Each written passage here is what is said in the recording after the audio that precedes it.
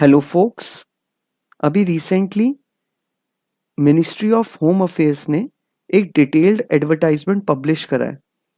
उस detailed advertisement में उन्होंने बॉर्डर सिक्योरिटी फोर्स, जो कि हमारी एक पैरामिलिट्री फोर्स है जिसे बीएसएफ से सब जानते होंगे, उसी में उन्होंने लॉ ऑफिसर ग्रेड 2 की एक वैकेंसी निकाली है।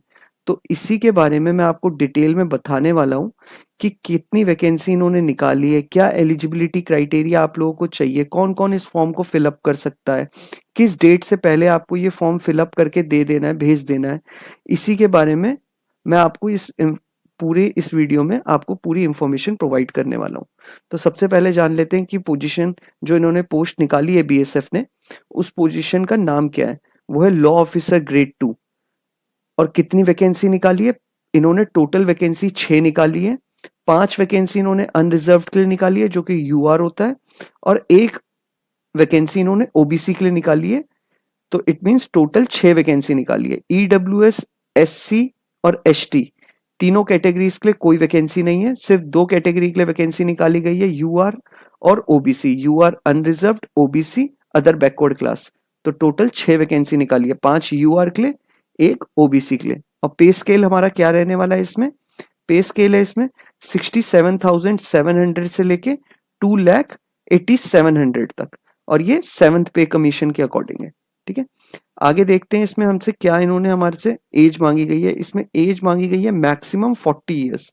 40 ईयर्स से एज ज्यादा नहीं होनी चाहिए। और कैंडिडेट जो होना चाहिए वो इंडिया का सिटीजन होना चाहिए, कोई बाहर की कंट्री का नहीं। तो एज लिमिट जहां पे मैंने आपको बताया, एज लिमिट है नॉट एक्सीडिंग 40 ईयर्स। 40 साल से बड़ा आदमी इसे अप्लाई नहीं कर सकता है। ठीक है, अब रिलैक्सेशन किनको दी गई है एज में? वो दी गई है जो एससी है, शेड्यूल्ड ट्राइब और शेड्यूल्ड कास्ट, इन दोनों के लिए 5 साल का एज रिलैक्सेशन दिया गया है। ओबीसी वालों के लिए 3 साल का एज रिलैक्सेशन है। और सेंट्रल गवर्नमेंट एम्प्लॉयज जिन्होंने 3 साल से ज्यादा रेगुलर और कंटिन्यूस सर्विस करी है, तो उनके लिए भी एज रिलैक्सेशन है। अगर वो यूआर कैटेगरी से बिलोंग करता है तो 5 ईयर का रिलैक्सेशन है। अगर वो ओबीसी कैटेगरी से बिलोंग करता है तो 8 साल का, और एससी एसटी कैटेगरी से बिलोंग करता है तो 10 साल का। तो ऐसी candidate who had ordinarily been, जो लोग जेएनके के डोमिसाइल्ड है, उनके लिए भी एज रिलैक्सेशन है। उनके लिए अगर वो यूआर कैटेगरी से है तो 5 साल का, ओबीसी है 8 साल का, और एससी एसटी से बिलोंग करता है तो 10 साल का।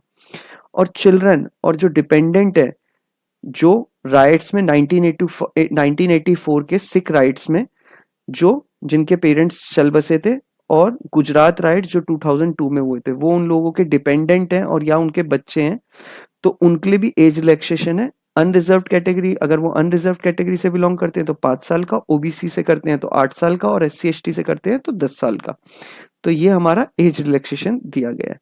अब अगर और कैंडिडेट की जो डेट ऑफ बर्थ है, वो उसके 10th की जो उसकी मार्कशीट, जो कि हम 10th की जो वो आती है इसमें, 10th का एक मार्कशीट आती है, उसमें प्लस एक पासिंग सर्टिफिकेट मिलता है। सीबीएसई वालों का स्पेशली एक पासिंग सर्टिफिकेट मिलता है, उसमें जो डेट ऑफ बर्थ लिखी गई है उसी को आपकी ओरिजिनल डेट ऑफ बर्थ को कंसीडर करा जाएगा, उसी को।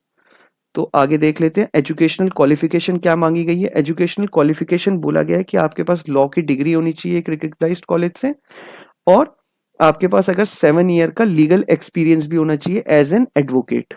ठीक है, लॉ की डिग्री एक स्पेशल एक रजिस्टर्ड कॉलेज से, और 7 साल का आपके पास एक लीगल एक्सपीरियंस होना चाहिए एज एन एडवोकेट।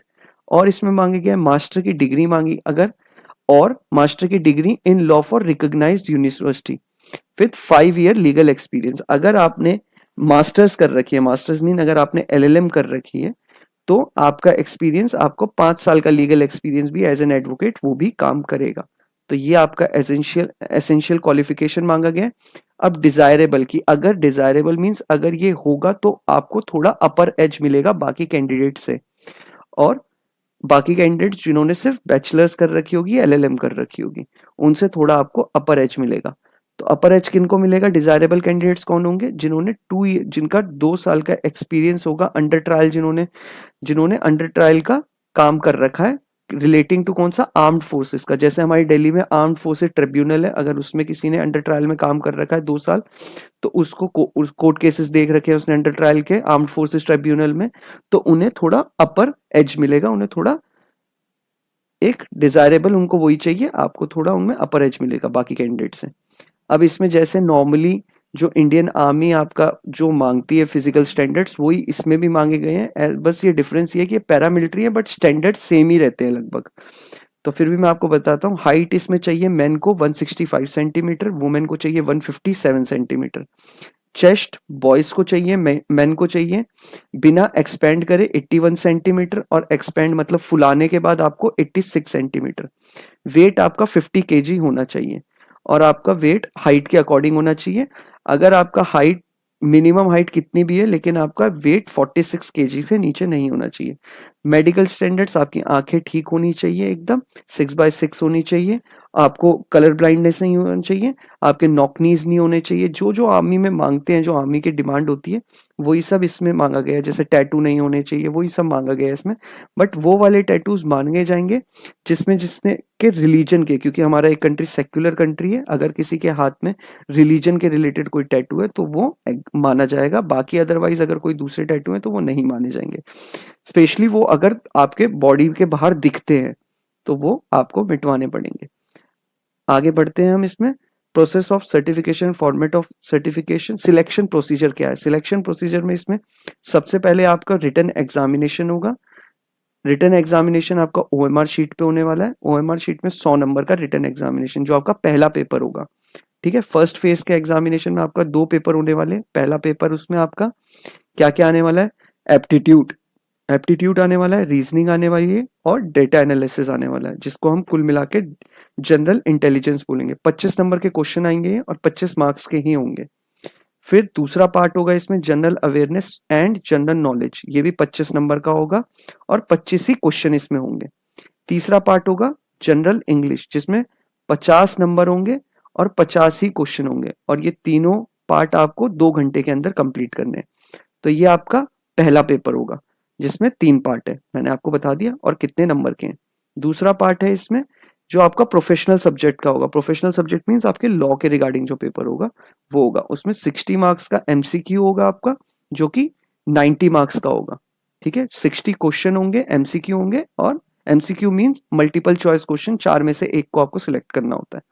तो वो आपका 90 नंबर मिलेंगे उसमें आपको। और दूसरा होगा आपका प्रोफेशनल सब्जेक्ट, जो आपका सब्जेक्टिव होगा। सब्जेक्टिव मींस आपको इसमें पूरा आंसर खुद से लिखना होगा।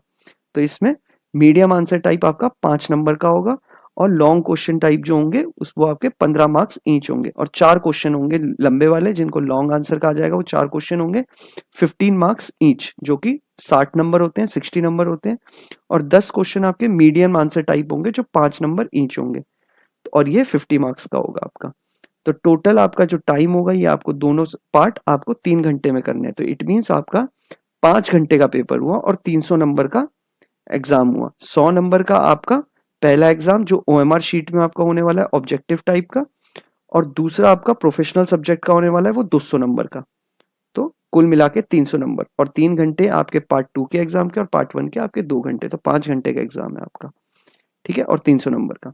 अब इसके बाद सिलेबस क्या क्या आने वाला है। तो सिलेबस में आपका कॉन्स्टिट्यूशनल लॉ आने वाला है, आईपीसी 1860 आने वाला है, सीपीसी आने वाला है, सीआरपीसी आने वाला है, इंडियन एविडेंस एक्ट आने वाला है, प्रिवेंशन ऑफ करप्शन एक्ट आने वाला है, लॉ रिलेटेड टू वुमेन जैसे sexual harassment of women at work places आने वाला है, protection of children and sexual offences, law related to protection act of SC/ST, law related to cyber crime जैसे IT act 2000, passport entry to India act 1920, passport act 1967 आने वाला है, narcotics and narcotics drugs वाला आने वाला है, custom act आने वाला है, आर्म्स एक्ट आने वाला है, अनलॉफुल एक्टिविटीज आने वाला है, administrative law, law of contract limitation, arbitration and conciliation act, law of motor vehicle, transfer of property act, Hindu law आने वाला है, मुस्लिम लॉ आने वाला है, law of jurisprudence, right to information act जो कि RTI है, और right to fair compensation and transparency in land acquisition, rehabilitation and resettlement act 2013, ये सब आपके आने वाले हैं। मिनिमम क्वालिफाई एग्जाम, और आपको एक मिनिमम क्वालिफाई एग्जाम करने के लिए आपको 50% मार्क्स चाहिए ही चाहिए। अनरिजर्व्ड OBC और EWS वालों को मिनिमम 50% मार्क्स आपको लेके ही आने हैं, और जो SC/ST कैटेगरी के बिलोंग करते हैं उन्हें 45% मिनिमम, ये क्वालिफाइंग नंबर है कि जो UR OBC और EWS वाले हैं उन्हें 50% क्वालिफाई करने के लिए, और 45% SC और ST को। इस पेपर में नेगेटिव मार्किंग होने वाली है 1/3, ठीक है। आगे हम देख लेते हैं इसमें। और सेकंड, फिर इसके बाद फर्स्ट फेज होने के बाद आपका सेकंड फेज ऑफ एग्जामिनेशन होगा। उसमें आपका डॉक्यूमेंटेशन होगा सारा। डॉक्यूमेंटेशन होने से पहले आपको पता कैसे चलेगा कि आप सेकंड फेज के लिए आप सिलेक्ट हो गए हैं? तो आपके पास कैसे, आपको अपने पहले तो पूरे, अगर आपको पता चलेगा ईमेल के थ्रू या एसएमएस के थ्रू, आपको पता चल जाएगा कि आप सिलेक्ट हो गए हैं। आपको जब पता चलेगा तो आपको, जब आप फर्स्ट रिटन एग्जामिनेशन जो आपका होगा उसके बाद आप सिलेक्ट हो जाएंगे, आपको ईमेल और एसएमएस के थ्रू आपको पता चलेगा। उसके बाद आपको अपने सारे डॉक्यूमेंट लेके डॉक्यूमेंटेशन करवाना है इनके बीएसएफ वालों को। ये आपके सारे डॉक्यूमेंट्स वेरीफाई करेंगे और उसके बाद आपका फिजिकल टेस्ट होगा। फिजिकल टेस्ट मींस आपको आपका पूरा स्टैंडर्ड्स चेक करे जाएंगे आपके बॉडी के, कि आपके नॉक नीज तो नहीं है, कुछ भी, सारी चीजें जो फॉर्मेलिटीज हैं वो चेक करी जाएंगी। उसके बाद आपका तीसरा फेज ऑफ एग्जामिनेशन होगा। थर्ड फेज ऑफ एग्जामिनेशन में आपका पर्सनल इंटरव्यू होगा। The candidate declare qualified in documentation, जो कैंडिडेट डिक्लेयर हो जाएंगे, क्वालिफाई कर लेंगे डॉक्यूमेंटेशन को और फिजिकल स्टैंडर्ड टेस्ट को, जो कि राउंड 2 है, डॉक्यूमेंटेशन और फिजिकल स्टैंडर्ड टेस्ट, उनको क्लियर करने के बाद उन्हें पर्सनल इंटरव्यू में बुलाया जाएगा सिलेक्शन बोर्ड के थ्रू। और इंटरव्यू कैरी करता है 30 मार्क्स, ठीक है। आपके 3 फेजेस के एग्जाम है। पहले फेज के एग्जाम में आपके दो दो एग्जाम होने वाले हैं, एक 200 नंबर का, एक 100 नंबर का। दूसरे फेज में आपका डॉक्यूमेंटेशन, आपकी पूरी डॉक्यूमेंटेशन चेक करी जाएगी और डॉक्यूमेंटेशन के बाद आपका फिजिकल स्टैंडर्ड टेस्ट हुआ जाएगा। थर्ड फेज के टेस्ट में आपका इंटरव्यू लिया जाएगा, ठीक है, जो कि 30 नंबर का होगा। तो डिटेल्ड मेडिकल एग्जामिनेशन। अब उसके बाद आपका एक फाइनल मेरिट लिस्ट बनेगी। जब आपका सारा ये हो जाएगा उसके बाद फाइनल एक मेरिट लिस्ट बनेगी। उसमें the list of finally selected candidate will be publish. वो आपके बीएसएफ की recruit.bsf.government.in में वो आपकी लिस्ट शो कर देगी। तो आप वहां से डाउनलोड करके देख लीजिएगा कि कौन आप सिलेक्ट हुआ और कौन नहीं। और इसमें कोई भी वेटिंग लिस्ट नहीं आएगी, जो सिलेक्ट होंगे वही है, कोई वेटिंग लिस्ट वाला इसमें नहीं है सीन। तो आपको ये सबसे मेजर पार्ट, आपको ये अप्लाई कैसे करना है। सबसे पहले आपको अप्लाई से 12/6/2023 से पहले कर देना है। मतलब आपको 12 जून से पहले आपको इसको अप्लाई कर देना है। कितने बजे से? 11:59, मतलब 12 बजे से पहले आपको इस फॉर्म को अप्लाई कर देना है। कौन सी साइट पे? वैसे मैं आपको ये नोटिफिकेशन और लिंक दोनों डिस्क्रिप्शन में मेंशन कर दूंगा कि कहाँ से आपको अप्लाई करना है और नोटिफिकेशन कहाँ से डाउनलोड करना है। आप डिस्क्रिप्शन में जाके देख लीजिए, आपको पता चल जाएगा। और आपको एनेक्स्चर ए भी नीचे मैं दे दूंगा कि आपको जो उसके साथ लगाना है।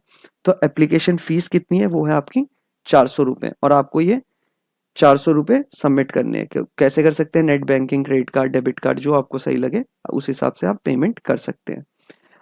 रिक्रूटमेंट सेंटर कौन कौन से होंगे आपके? जालंधर, दिल्ली, गुवाहाटी, कोलकाता, गांधीनगर, बीएसएफ, बेंगलुरु, ठीक है।